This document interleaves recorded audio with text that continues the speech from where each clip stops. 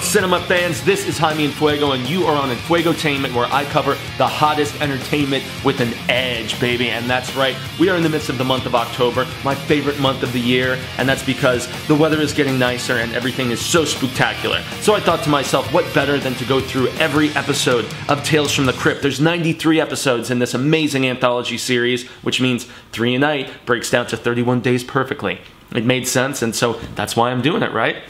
In any event, let us get right to the BUENO, the MALO, and the FEO. And we are starting the second season of this show today. The first only had 6 episodes. The second had over 20. So, yeah, I think, they were doing something right during that first season. So, yeah, getting right into the BUENO, the good, because of all the 3 episodes, I give them a little bit of a distinction. So, the BUENO is an episode called Cutting Cards. And this is one that I did see as a kid. There were certain later season episodes that I still have yet to see, and they will be fresh to me, but this one was a classic. It's silly, tons of dark comedy, and it kind of epitomizes when I think Tales from the Crypt is firing it on all cylinders. You've got Kevin Teague, who I'm probably butchering your name, man, and then we have the amazing Lance Henriksen, who has done so much great genre work, from Pumpkinhead to, you know, Bishop and Aliens, and he did Millennium, that show on Fox that used to air right after X-Files that I thought was really good too. He has done so much great stuff, and these guys are basically 2 high rollers in Nevada who have been at odds for a very long time,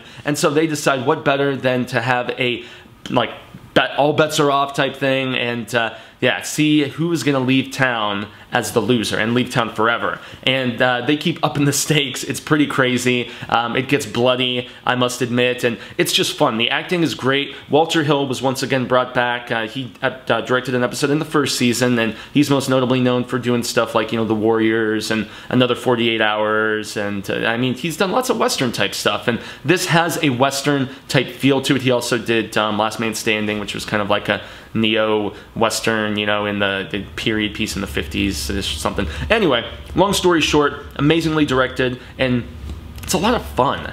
You know, it's a lot of dark fun, mind you, but yeah, the interplay between the 2 characters is great. It's wonderfully directed, and yeah, of these 3 episodes, it's probably the one that I recommend the most. So, next we have to get into the MALO. Yeah, thumbs down for the MALO, man, and the thumbs down MALO for me is actually an episode called Dead Right. Yes, and this was actually another returning director. So we had Mr. Howard Deutsch, I don't know, it looks like a French name to me, but he is a John Hughes protege who we discussed in an earlier episode. He directed Some Kind of Wonderful, and yeah, he's not the kind of guy you would expect to be directing horror, but this one is actually from the shock suspense stories, yeah, whereas the previous episode that I was discussing was actually from the Tales from the Crypt canon. This one was from a different EC Comics, you know, umbrella brand. This was number 6, so yeah, it's not as much on the scary side, and ironically, it's the first period piece. So all of these were written in the 50s, and this episode actually takes place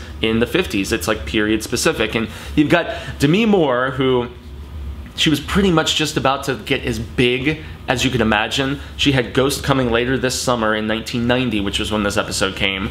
And so she was about to become like a mega superstar and go on to being the highest paid actress in Hollywood at one point. Yeah, seriously, that was a statistic that I had forgotten about. But yeah, I must say, her performance is very good, but the episode is very MALO. It's very bad, you know?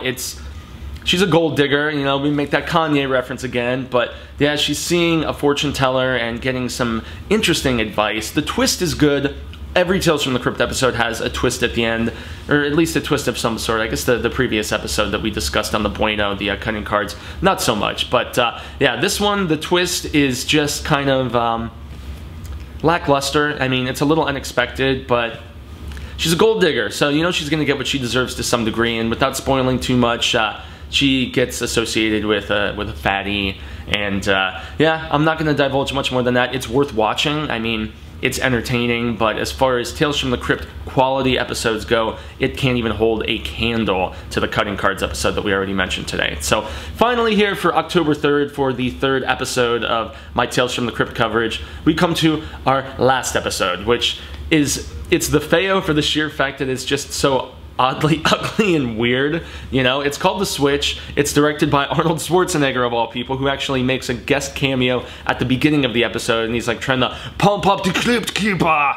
I don't know. It's really silly, and I guess that is the ugliness of the episode. This one actually came from the Tales from the Crypt Tombs number 45, and so yeah, the Tales from the Crypt Tombs number 45, and you know, it's about this elderly guy who has made the mistake of falling in love with a younger woman, and he's very rich, and so, you know, he decides that he needs a nice young body to actually attract this chick proper, and it's Kelly Preston, babe-alicious, I'm telling you, seriously, ever since Mischief, whoo boy. But yeah, and then she was in, like, you know, Twins, and, you know, she's not the best actress, she's Mrs.